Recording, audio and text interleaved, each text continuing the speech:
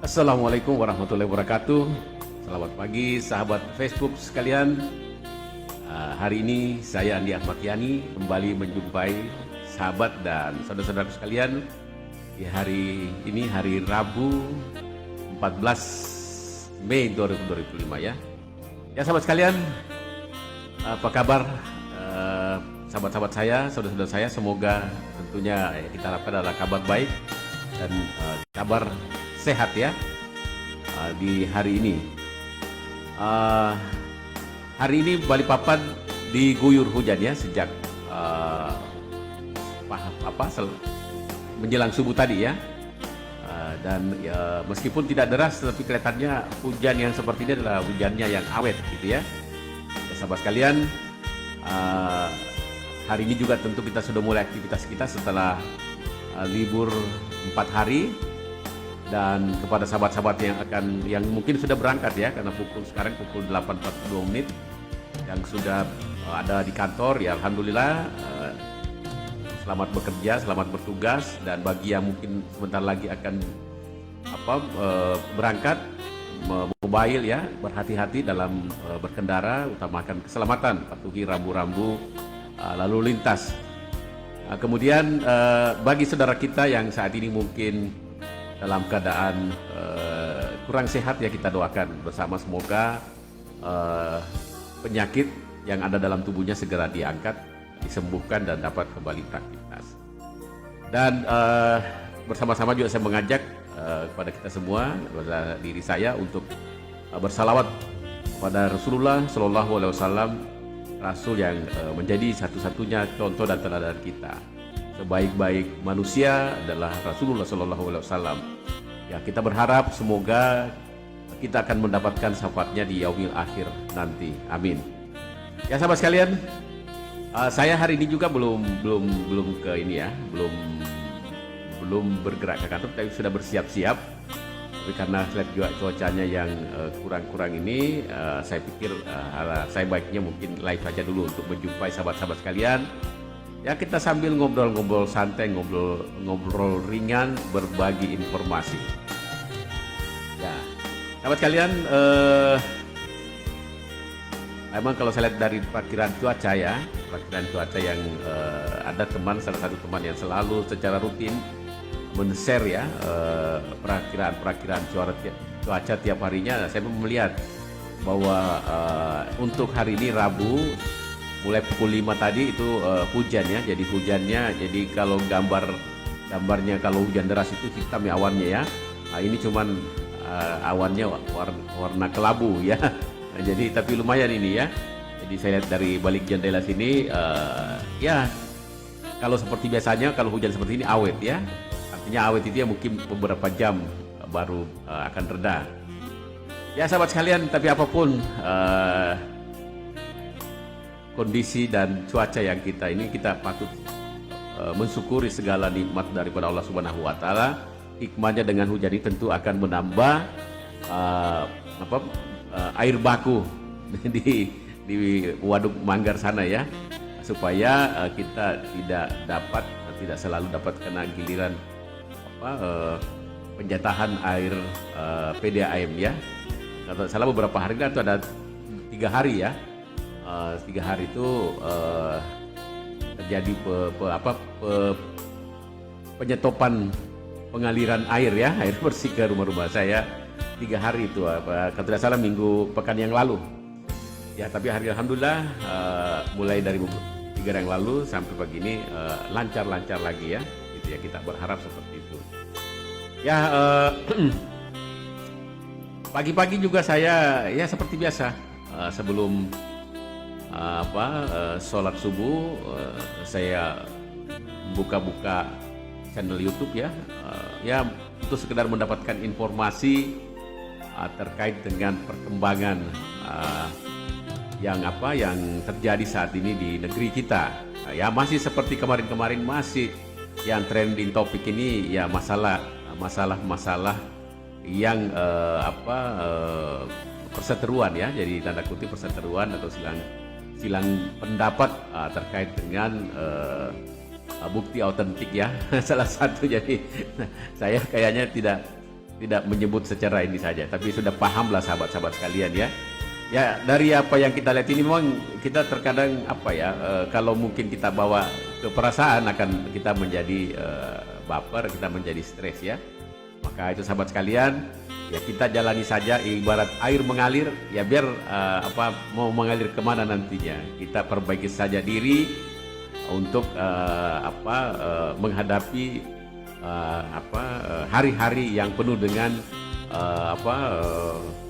dinamika ini. Ya sahabat sekalian, tetapi apapun kadang juga kita tidak bisa menghindari yang namanya hal-hal yang membuat kita jadi jadi tidak nyaman. Tidak nyaman ini akan berpotensi menimbulkan kita stres ya, stres. Ya sahabat sekalian, jadi pagi ini kita akan berbagi info yang ada kaitan dengan stres, karena hampir semua kita ini ya namanya manusia tidak akan pernah luput dari namanya yang stres ya.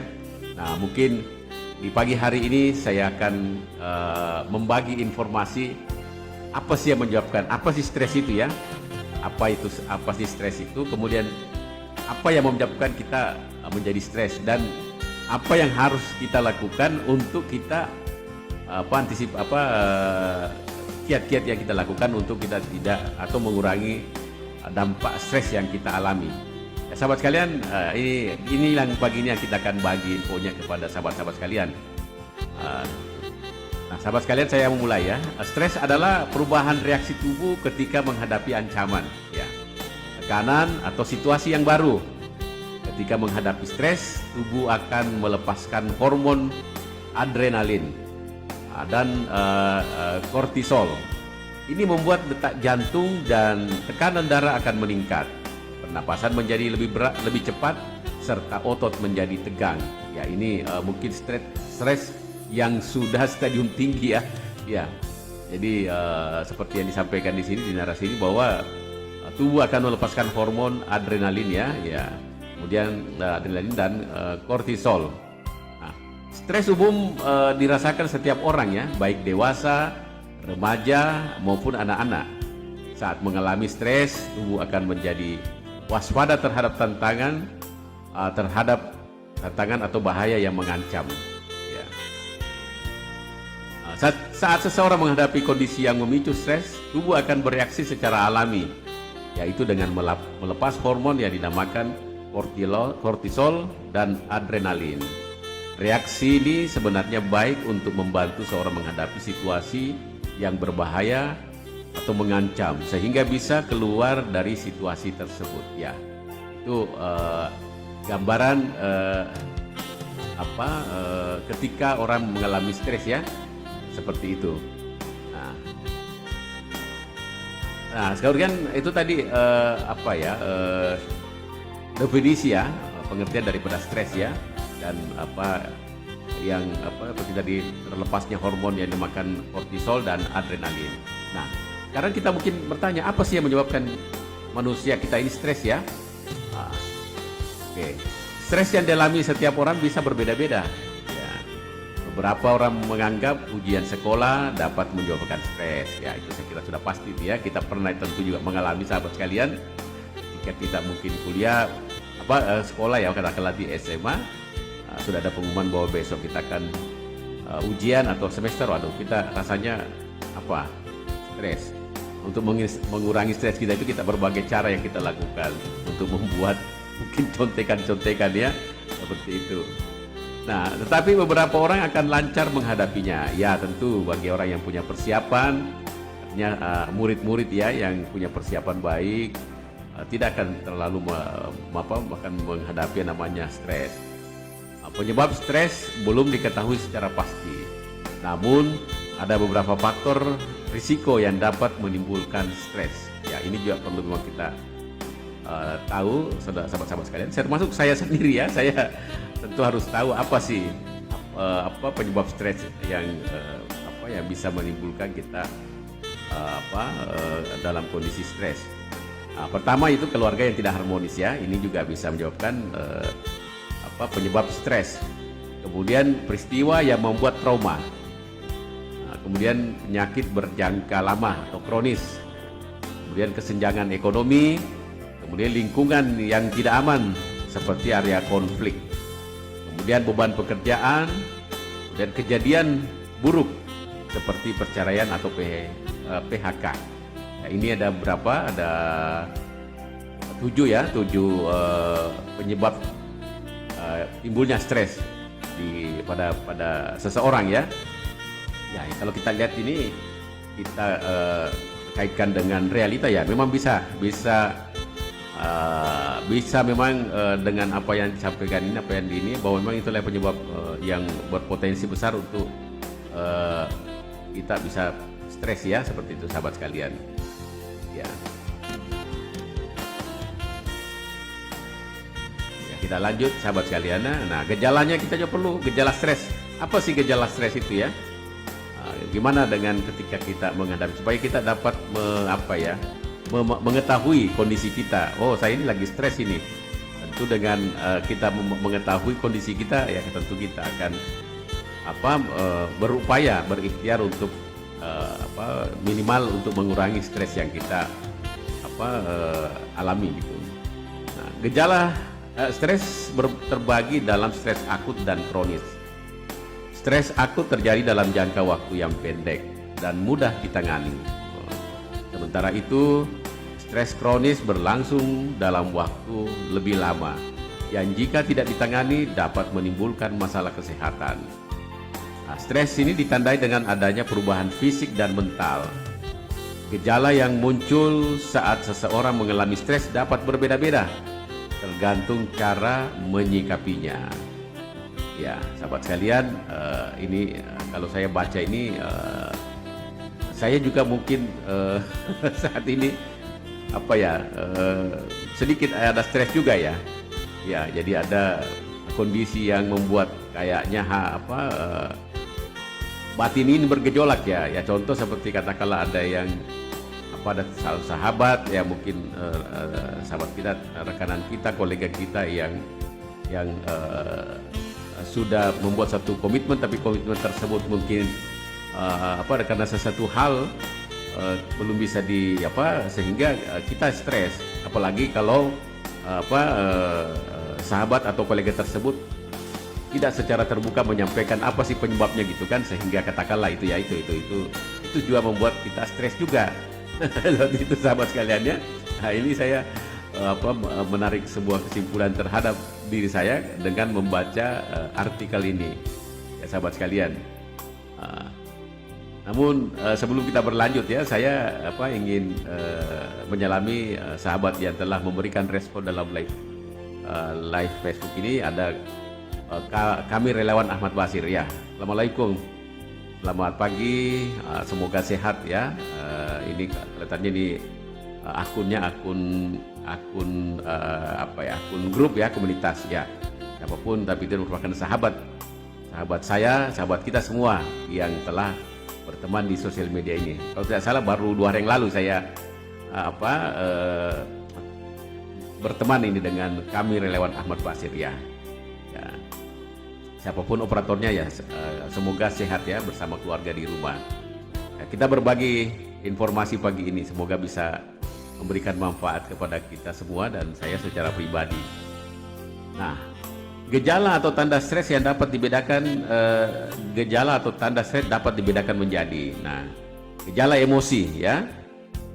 Ini gejala yang berkaitan dengan emosi kita. Nah, ini mudah gusar, kemudian frustrasi, kemudian suasana hati yang mudah berubah, kemudian sulit untuk menenangkan pikiran, kemudian bingung, perasaan tidak berguna, kemudian cenderung menghindari orang lain, kemudian depresi. Ya, sahabat sekalian ya, ini gejala emosi. Jadi kalau stres ini dilihat dari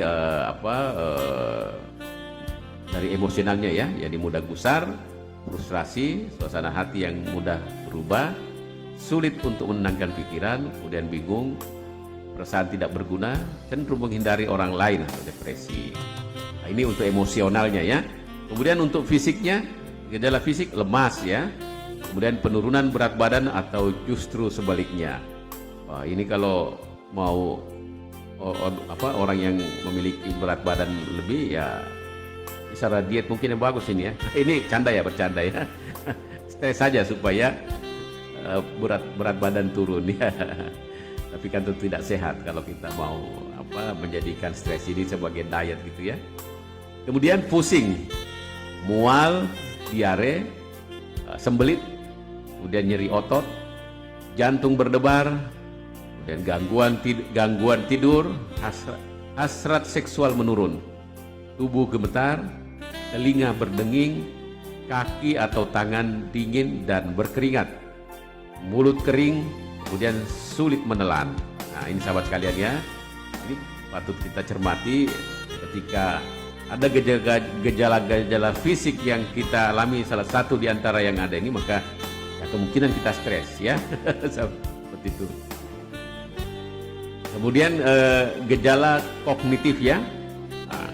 Ini stres yang dilihat dari gejala kognitif, yaitu sulit fokus, sering lupa, kemudian pesimis, cenderung berpandangan negatif, sering membuat keputusan yang tidak baik. Nah, ini gejala kognitifnya ya. Ya sahabat sekalian.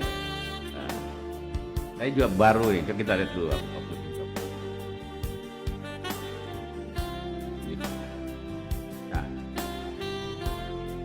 Sahabat sekalian, kognitif itu adalah seluruh proses mental yang memungkinkan seseorang untuk memahami, berpikir, belajar, dan berinteraksi dengan dunia di sekitarnya. Seluruh proses mental ya, jadi mental ya, proses mental yang memungkinkan seseorang untuk memahami, berpikir, belajar, dan berinteraksi dengan dunia di sekitarnya, yaitu gejala kognitif. Kemudian gejala perilaku ya, ini juga perlu kita tahu ini perilaku ini ya. Kemudian gejala perilaku yang terkait dengan indikator stres ini, yaitu perubahan pola makan, kemudian kebiasaan menghindari tanggung jawab. Wah, ini ada orang stres ini ya, kalau orang yang punya tanggung jawab tapi menghindari tanggung jawabnya, stres ini. Sikap gugup seperti menggigit kuku, kemudian jalan mondar-mandir. Kemudian kebiasaan merokok atau mengkonsumsi minuman beralkohol secara berlebihan. Ya sahabat, itu gejala perilaku. Nah, kalau ada perilaku yang seperti ini, yang mungkin pernah kita berarti kita tanda-tanda kita stres ya. Ya sahabat sekalian. Ya, nanti kita berlanjut ke nah ini ketika kita mengalami stres, tentu kita tidak akan tentu diam saja ya. Kita akan melakukan tindakan atau upaya bagaimana supaya stres yang kita alami dapat hilang atau dapat dikurangi gitu ya. Nah, nanti kita akan baca kita akan bagi selanjutnya kapan waktu-waktu yang bisa kita harus ke dokter untuk mengkonsultasikan terkait dengan stres yang kita alami. Sebelumnya kita dulu ya, kita hibur dulu di pagi yang hujan ini, pagi yang basah ini ya. Kita cari lagu apa ini ya?